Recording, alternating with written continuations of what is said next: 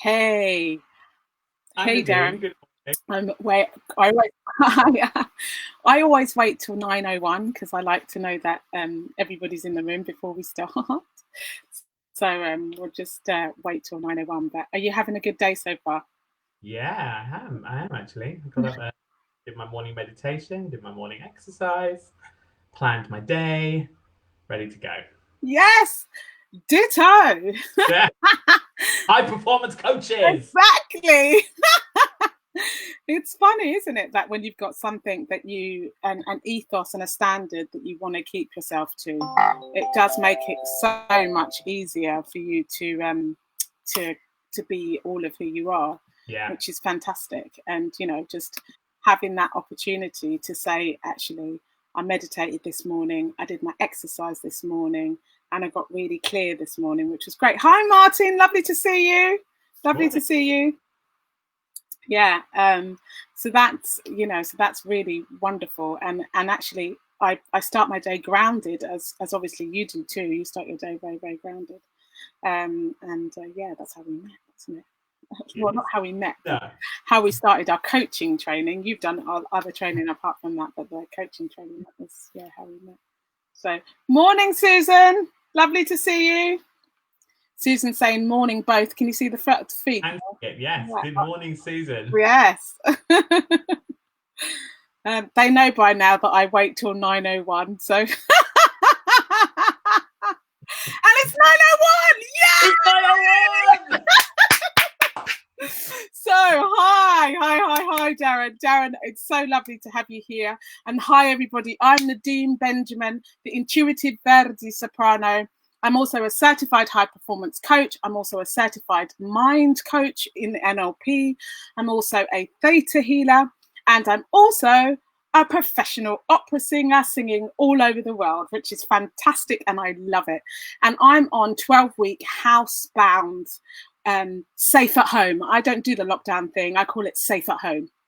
And so what's happening now is I thought, while I've got all this experience and training and little nuggets and my golden friends and other mentors and thought leaders that I know, why don't I get them here on a page with me to have a chat with you and share our experiences? So today I am excited to have Darren Abrahams. And Darren Abrahams is a coach, a therapist, a trainer, and a social entrepreneur, and is the creator of many programs designed to expand the potential of individuals and groups. He's also a qualified trauma therapist, a certified high performance coach, and a professional singer. So, Darren, welcome. I've just got to do one caveat, actually, just to let you know that I'm not a doctor and I'm not a psychiatrist, and nor is Darren. And so you're not a doctor. You are a psychiatrist? No, you're not a psychiatrist, are you? I'm a body focused psychotherapist. Yeah. Body like a psychotherapist. So yeah. So if you want any of those things in particular, please go and seek the medical help that you need.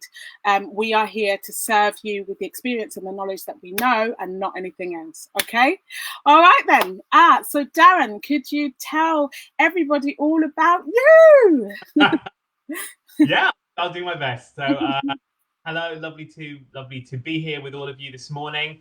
Um, so Nadine and I have known each other for a long time now. We are close friends and also collaborators, and we've met through we intersect in many of the different areas of our lives. So as coaches, but also as performers and creative artists, and also with our interest in how the human being functions from different perspectives.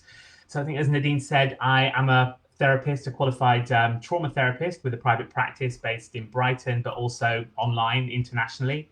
And I came to that work through my opera singing.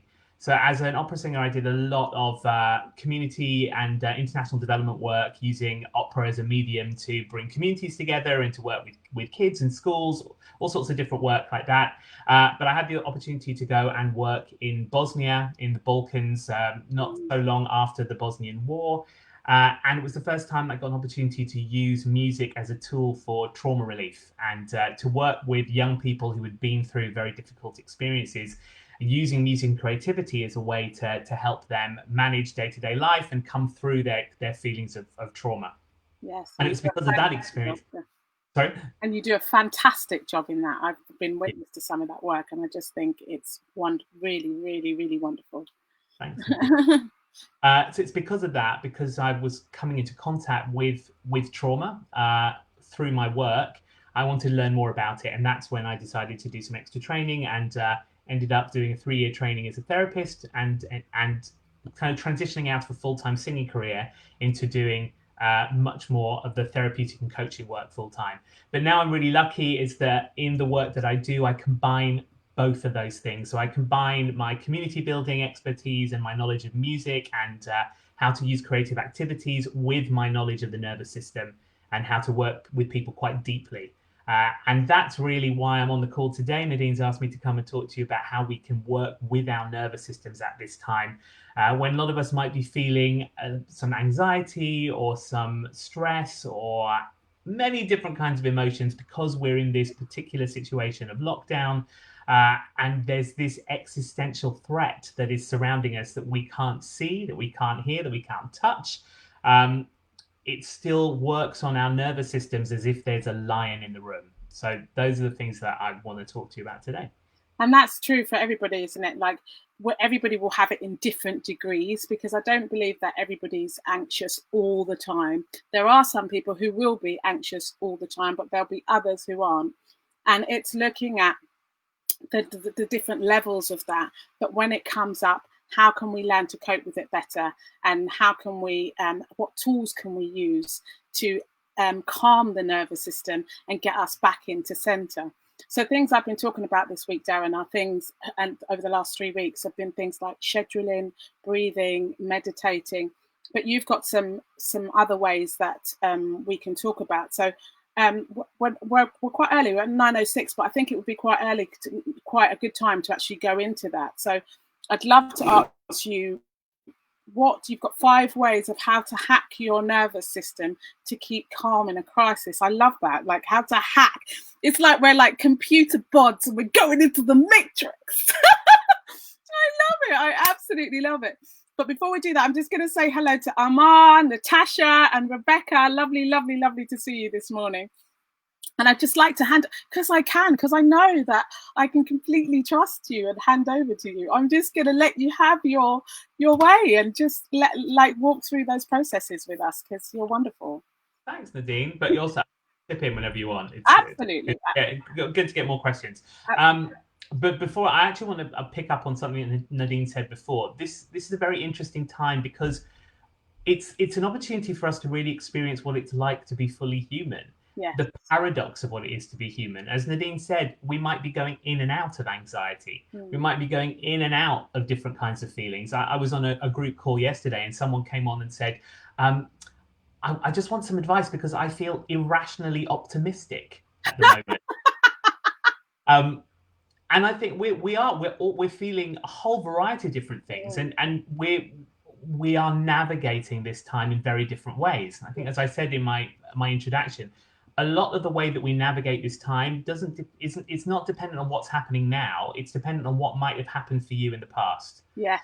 Yes. So we become programmed by our previous experiences. Yes.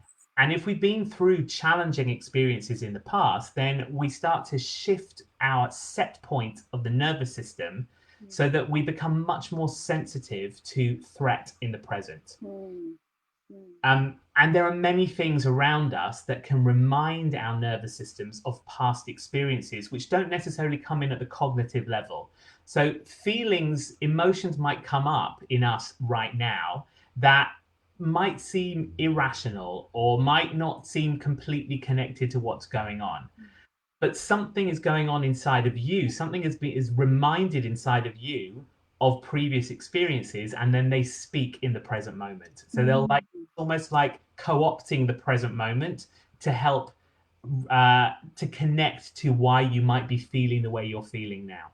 And Darren, I hear this a lot in the language of trauma or feeling unsafe, is that these things that you're talking about are known as triggers.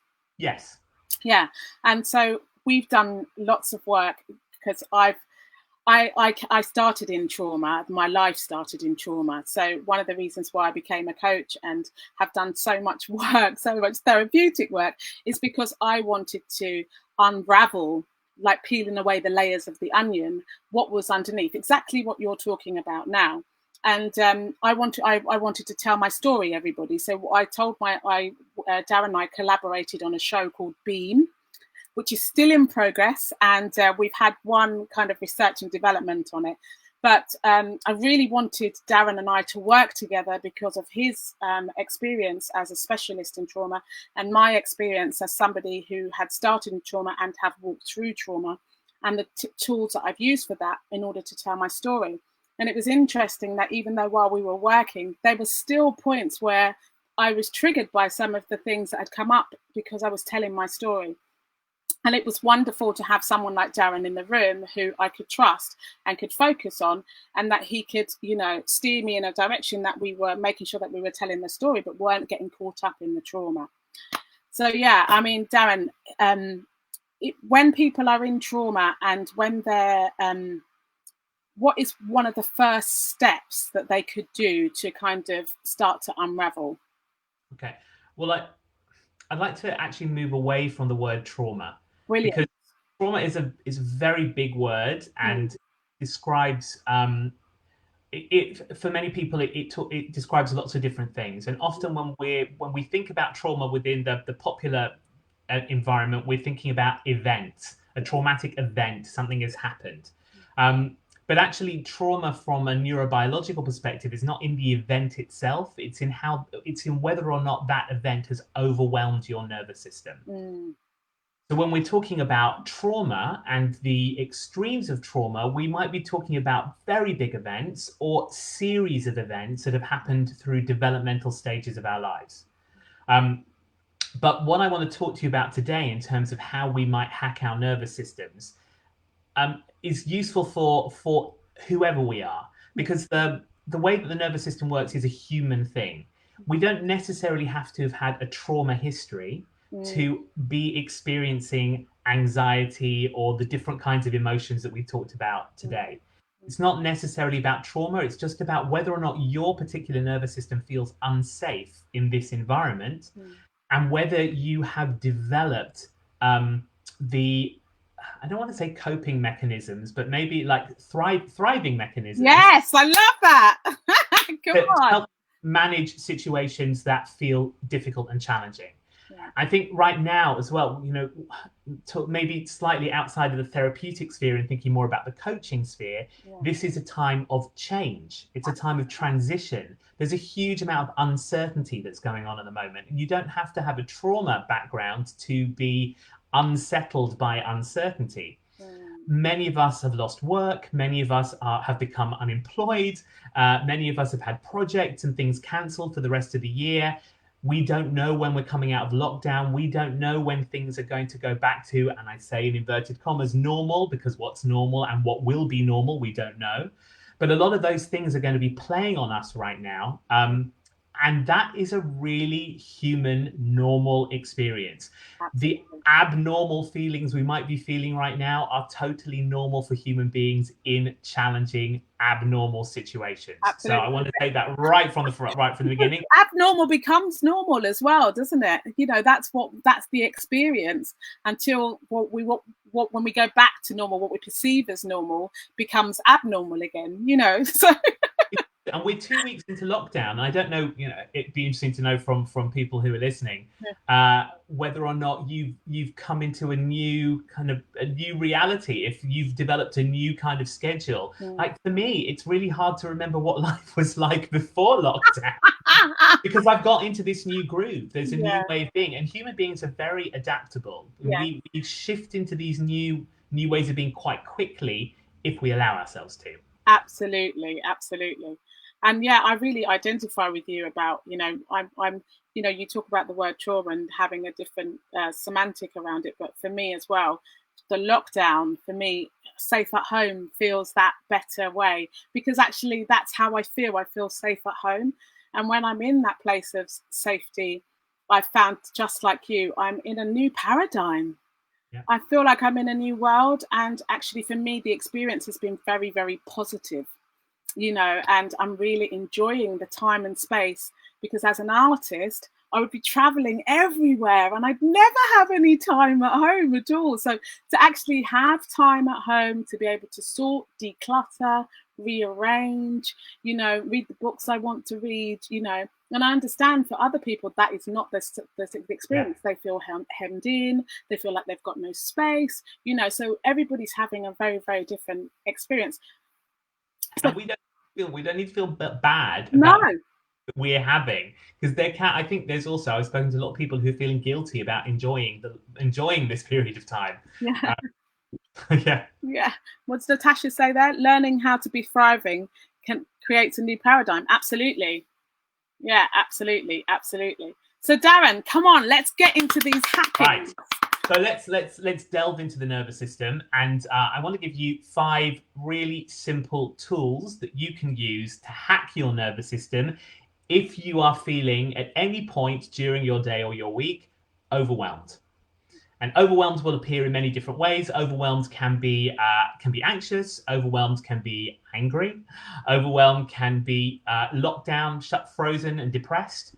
All of those different things can be different ways that you might be experiencing overwhelm. Suddenly, the environment feels difficult to control, like as though you've lost control, everything's happening to you. So we're going to be really kind to ourselves in noticing those feelings coming up.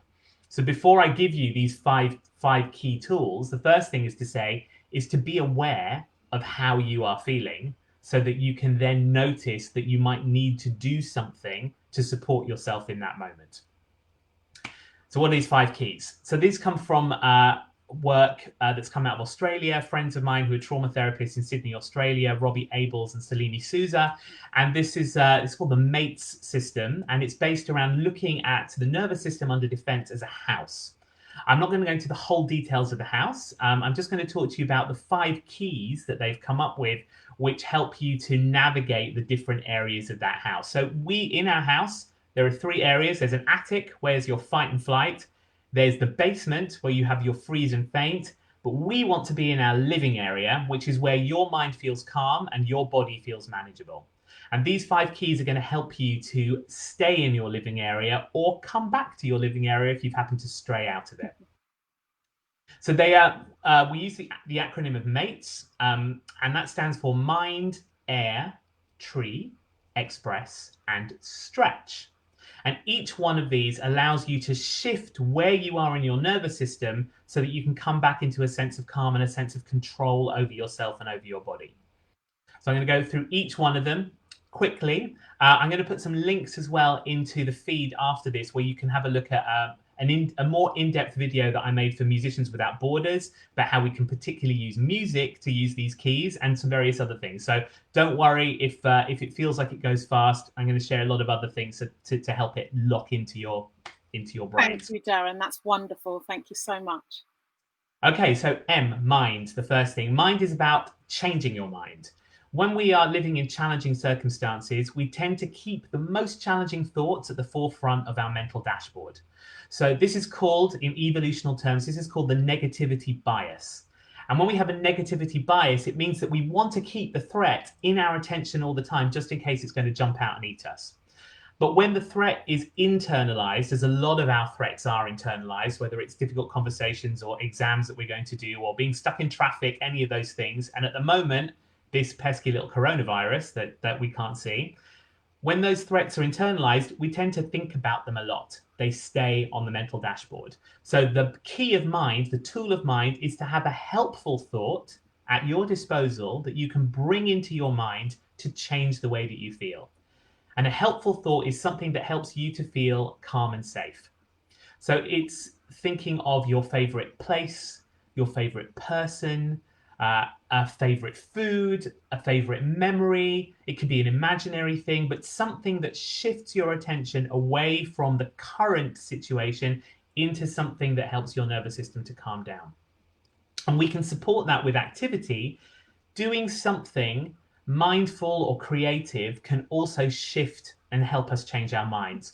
So drawing and doodling and colouring in, or knitting, crochet, jigsaw puzzles, cooking, all sorts of stuff that you can do with your hands, that you can focus your attention just to change your mindset and change what you're thinking about. So that's your first key, your key M of mind. Second one, we've got the A of mates, which is air. This is all about breathing. So when we become stressed and anxious or overwhelmed, our breathing changes. So when we start to get more into our fight-flight response, the breathing can get fast and shallow through the mouth. And when we get frozen and shut down, the breathing can stop altogether. So what we want is to take back control of the breathing by using this key. And because the nervous system is really intimately connected with the two sides, there are two sides of our nervous system. There's an accelerator that speeds us up and a brakes that slows us down. We can use our breathing to help shift where we are. So the key of air is to breathe in through the nose, close your mouth, breathe in. But then it's to release long and slow through the mouth. And what the rest and digest, the calming part of the nervous system is looking for, is a longer out breath to in breath. So if you do that nice energized in breath through the nose, but then you release long and slow through the mouth, then that can be really helpful in calming you down. It also helps to let go of a whole lot of stuff that you're holding on to. So in activity terms, that's why singing is really great for our nervous systems, because we have to breathe in, but we let out long and slow with our long breath. So whether you're a singer or not, you can still access this key of mates with the breath. So that's our A. T for tree is all about grounding, coming back into safe contact with the lower half of the body. When we go into overwhelm, when we go into stress or anxiety, we tend to raise up in the body. In fact, the nervous system wiring is more from the diaphragm up when we become stressed and anxious.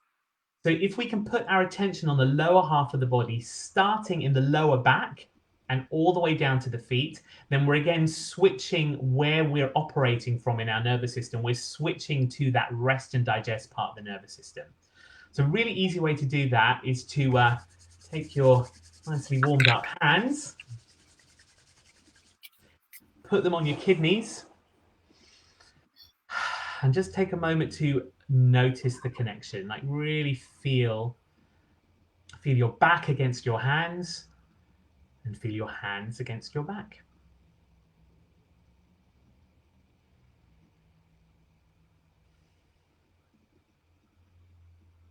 And when you feel like you've got good connection with that lower half part of the back, you can start to take that awareness a little bit further down. You can take it down into your sit bones.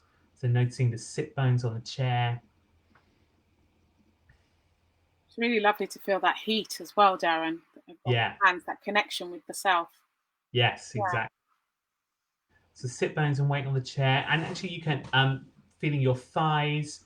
If it's difficult for you to reach the lower half of the body with your mind, then use your hands. The hands are the way your brain touches the world. It's a lovely quote by Monica Pagnot, who's a wonderful choreographer and dance guru from France. So take your hands and feel the connection with your thighs. Feel your knees.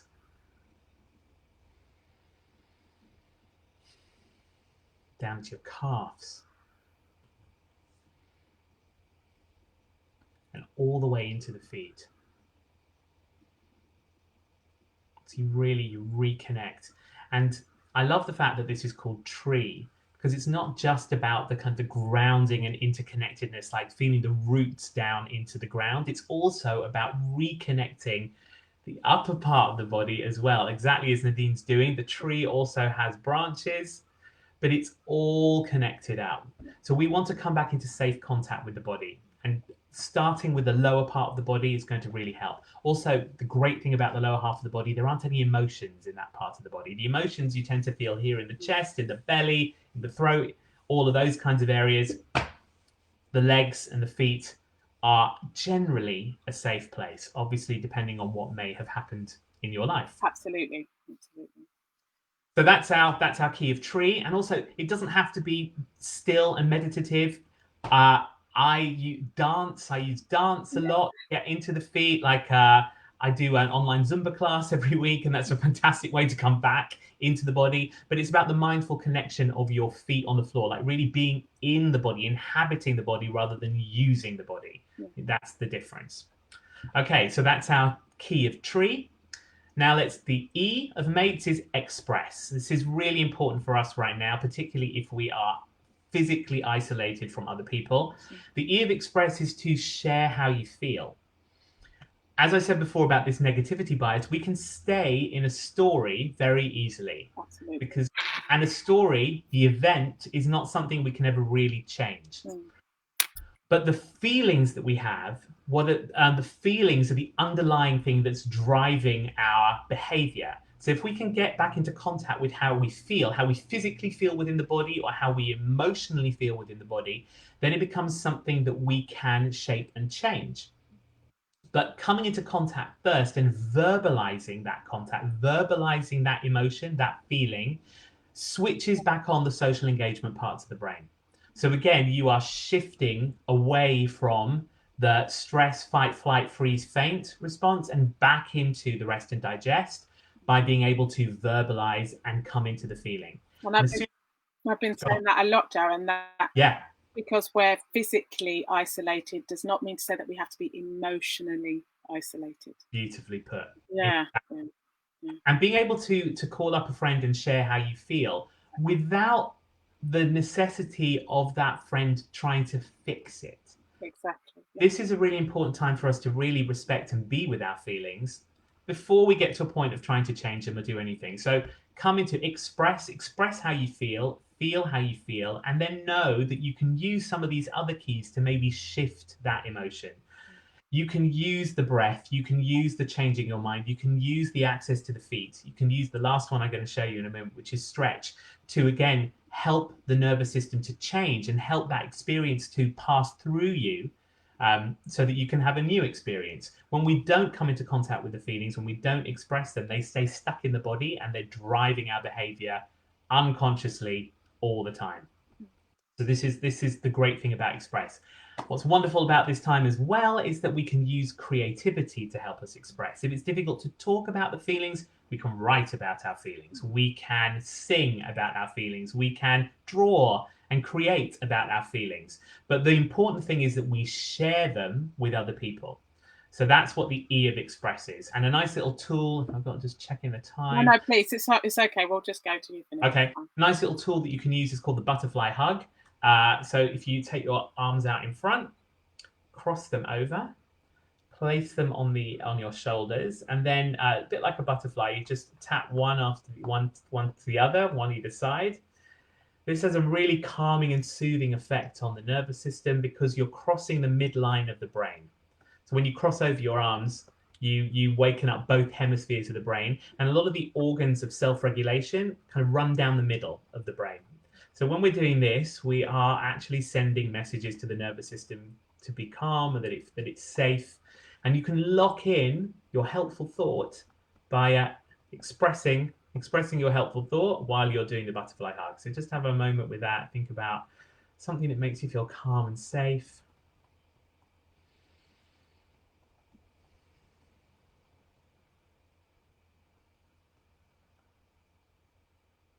And of course, if you are living on your own at the moment, like I am, like I know Nadine is, we may not have had a lot of physical contact with it, or any physical contact for a few weeks with other people. So this is not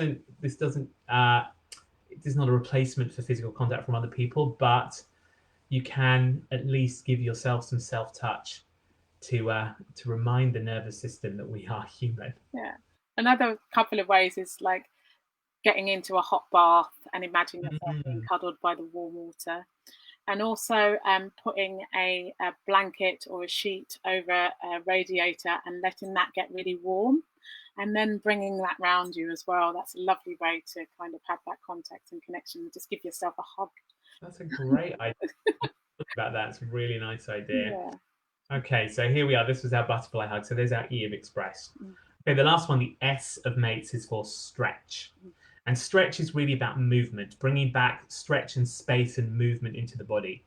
When we are going into our fight, flight, freeze, faint spaces, we do lose a lot of boundary. The body feels very tight. It feels tense. Yeah. Feels kind of like constricted. If we go into that kind of anger, anxiety space, you can feel it all in the neck and the shoulders. We're in the freeze response. We could be a lot, in the face, exactly that kind of stuck. Yeah. Beautifully demonstrated. So we lose that flexibility, we lose that space in the body, and we lose our boundary.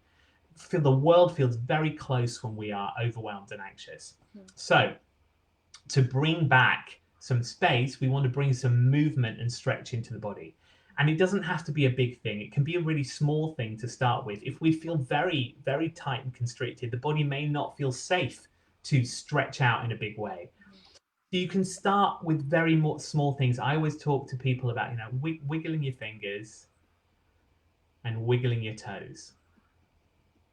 And it can be slow. It can be one finger at a time, just to begin with. You notice that as you wiggle your fingers and move your fingers, you can start to get a bit more movement into the hands. And it's really nice. You can feel like really focusing on the hands moving brings you back into the body again. So we can bring our wrists into it.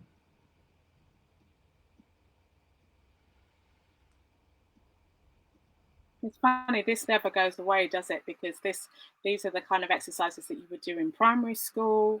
It's also the kind of exercises that you would do if you were starting an acting class. Yes. Yeah, so this is all, we're being taught this all the time, but it's about remembering when it's useful. Exactly. Yeah. It's useful a lot of the time. Yeah, exactly. There's all our the creative arts, I believe, are technologies that we created as a human species to help us be more human. Yes. Love that. And unfortunately, politically, they're not valued. Economically, they're not valued in the same way, and they should be right at the center of the things that we do, because they allow us to become more of ourselves. You notice that we are unconsciously and automatically, we are expanding our stretch, expanding our movement. So it's coming to the shoulders. We can really stretch out now. We might have kind of got enough safety and movement back into the body to really stretch. It's really weird. I don't know if you're like me at the moment, spending hours and hours in front of Zoom, in front of the computer. We don't realize how shut down we're becoming because we're just sitting still all the time. So, taking time out to move and stretch and breathe and come back to the body. I was talking about this yesterday, is that in some ways people have got busier at this moment because there's no time in between our meetings. If we're used to going to meetings in different locations, like different coffee shops or different offices around your home or your town, you're traveling up and down to London or whatever, there's a transition time because you're traveling from one place to another. I'm finding I'm going from Zoom meeting to Zoom meeting to Zoom meeting, and there's no transition time because you can stack them. So I'm starting to build in the travel time in between so that I can do this kind of thing, that I can come back into the body, use my 5 keys of mates, change my mindset, breathe again, come back into my feet, find my feet, maybe just say for myself how I'm feeling, what's happened in that last session that maybe I'm unconsciously storing in my body, stretch out my body, all those things that allows me to come back fresh. And we can do this all through the course of the day. If we do happen to be dealing with a lot more anxiety or some of these other emotions than usual, if we do feel a little bit more out of control than usual, no judgment on that. We all experience this differently. So this is a human thing. If you are feeling those things, doing this more often during the day is going to be really helpful to you, because as I always say, the brain is an organ that wants to create shortcuts for the things you do and think the most often. Yes. It creates shortcuts for the things you do and think the most often. So if we are constantly thinking about the things that stress us, if we are constantly working through the behaviors of overwhelm, then they become wired into our nervous system. And before long, we find there's a super highway to particular ways of thinking and particular ways of behaving. And that then starts to shift who you are as a person.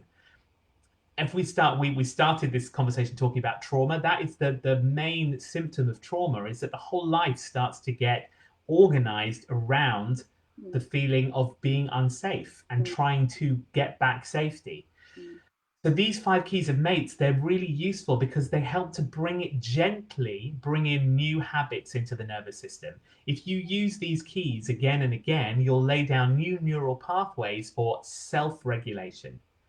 It's a very important thing we need right now because we are mostly physically on our own. We need to learn how to self-regulate, but also remember that we have other people out there in the world who can help us to co-regulate. If we feel anxious, this call this morning is co-regulating. Nadine and I are here holding this space. Nadine holds this space every day. Those of you who are here with us, we are sharing this experience. And if we happen to be feeling much more in our living room right now, we can spread that to the rest of you or to anyone else who's not feeling that living area space. And when I feel that I pop out of my living area, then I can reach out to someone like Nadine very often to help me come back into my living area. So that, remember, we are not alone. Self-regulation and co-regulation work together. It's great to be able to know how to do it for yourself, but when things become too much, there's someone else out there who can help you to come back into your body and safe connection with yourself. And I love what you said about the brain, Darren, because, you're saying about the shortcuts of the brain, and us getting back into our body brings us back into our heart. And our heart is the first organ to be born. First organ to be born. So we're coming back to self when we do that. And the other point that I wanted to raise is just how much creativity there is in this self-regulation part. That exactly as you were saying, how can we stop the arts? How can we not put money into the arts when it feeds the soul on such an abundant level? And brings us back to safety, brings us back to joy, brings us back to love, brings us back to connection. I'm very moved by that last piece, actually, that, just to think how, and so if there's any singer or artist or anybody out there that doesn't think, that being an artist is important, this is why it's important, so yeah. Oh, Darren, thank you so much. I mean, you have been such a treat for everybody today. I know that I just know in my heart from the people that have always keep showing up here that you would have given gold today. And I really, really, really appreciate you taking the time. Where can people find you, Darren? So you can find me on my website. DarrenAbrahams.com. You can find me on Facebook. And you can also find me. So I have run an organization with my partner Kate McAllister, my business partner, called the Human Hive, and we have an online community that we're building at the moment of people who are out in the world making a difference. We're building a space for people to connect, for more training to be available, for I'm doing kind of Q&A calls on every Wednesday for people who want to just hang out and talk about how they're feeling or get some more information about how this nervous system works. So there's a whole lot of stuff that's going on through the Human Hive. So I'll put a link to the Human Hive into the link below and linked into the website, and I'll share the video that I created as well, which gives you a bit more fun info about how these 5 keys work on a musical. Oh, thank you so much, Dad. I'm giving you a hug. Thank you. Thank you so much. You're amazing. Thank you, everybody, for being with us today. Please join us again tomorrow. We're having Adriano Rodriguez with us tomorrow, talking about the amazing work that he's doing with artists and contributing back to people in isolation and also giving artists an income. So sending you all love and all joy, and take care. And I'll see you tomorrow. Bye-bye, Darren. Thank you so much. Bye-bye. Bye.